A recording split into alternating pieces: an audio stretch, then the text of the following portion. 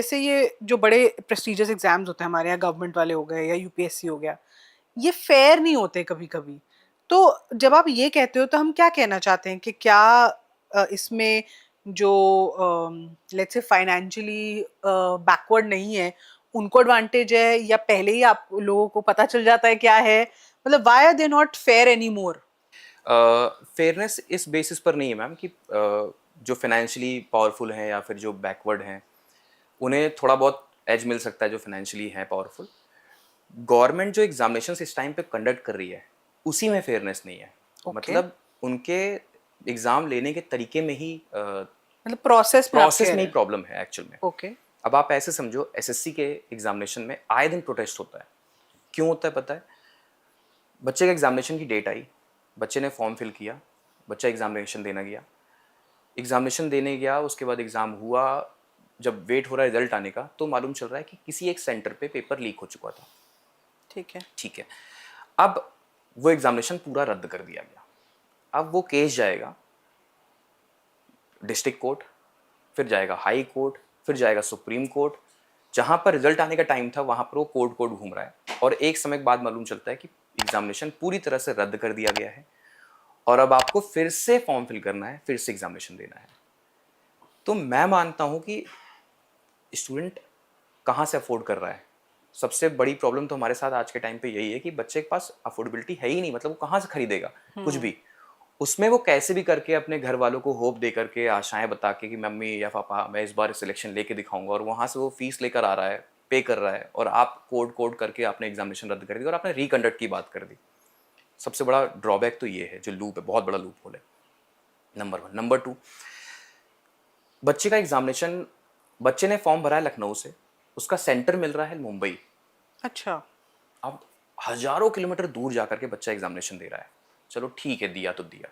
जिस examination centre पर वो जा रहा है वहाँ पर एसी नहीं है, वहाँ पर फैन नहीं है, उसका कंप्यूटर अचानक से बंद हो जा रहा है, उसका पेन चलते वक्त अचानक से रुक जा रहा है, माउस हम ऊपर नीचे कर रहे हैं और वो कर्सर मूव ही नहीं कर रहा है।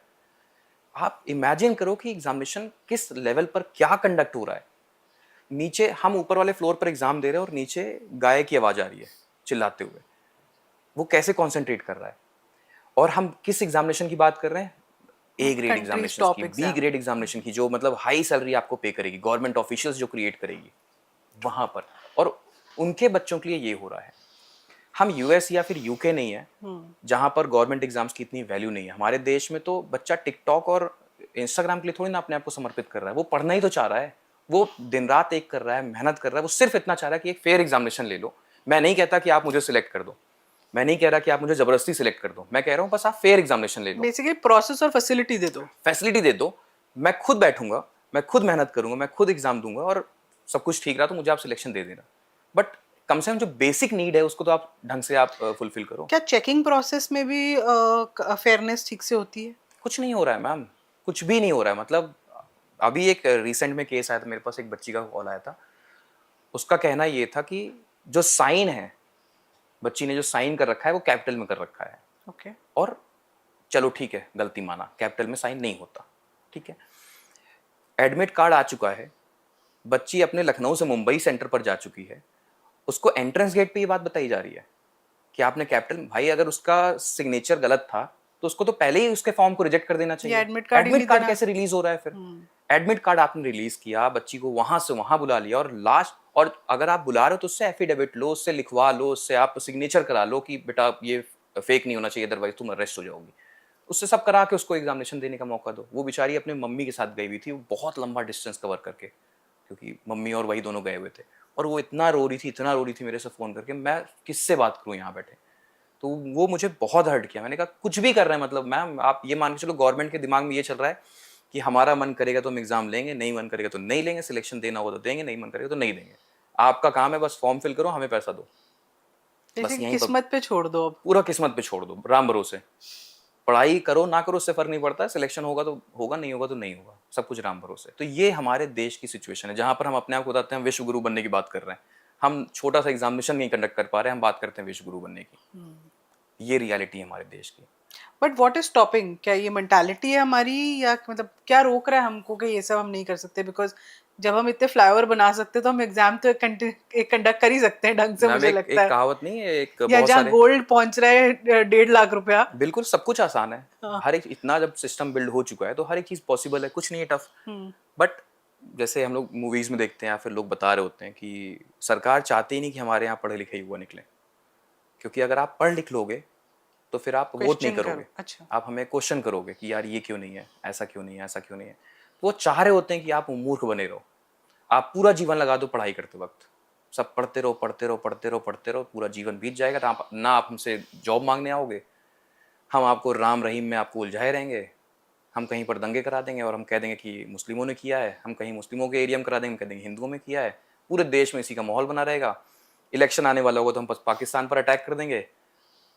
हमारे देश में यही सेंटीमेंट चल रहा होगा कि देखो यार गवर्नमेंट ने ये करके दिखा दिया, अब इसको वापस से लेकर आना है, हम इसी में उलझे हुए हैं। बाकी जगहों पर इंफ्रास्ट्रक्चर की बात हो रही होती है, एजुकेशन की बात हो रही होती है, जो कि हमारे देश में, पूरे विश्व में हमारा देश एजुकेशन के नाम पे ही जाना जाता है। आप मानोगे नहीं मैम, यूएस में, यूके में मैथमेटिक्स के टीचर की इतनी डिमांड है, वो भी इंडियन मैथमेटिक्स टीचर्स श्योर। की। वहाँ पर जो ट्यूशन फीस है वो 1 आवर की, 2 आवर्स की 8,000 पर डे है। Oh wow. 8,000 पर डे, वो भी आपको सिर्फ डिलीवर करना है 1 आवर 2 आवर।